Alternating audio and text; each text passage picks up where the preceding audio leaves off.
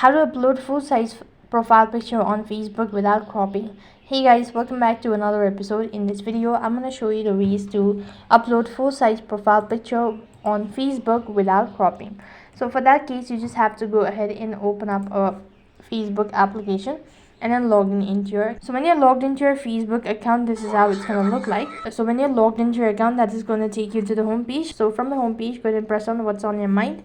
Go ahead and upload a photo by selecting the photo button, and next what you have to do is allow the access, all that. And when you've actually done with this procedure, next thing what you have to do is you just have to go ahead and select a photo that you wish to upload it as a full size for your profile picture.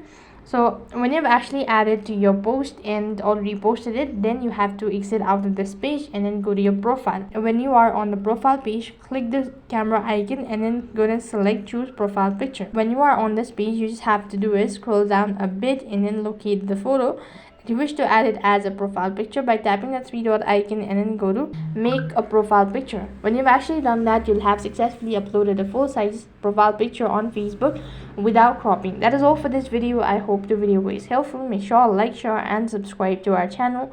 Thank you for watching. See you in the next video.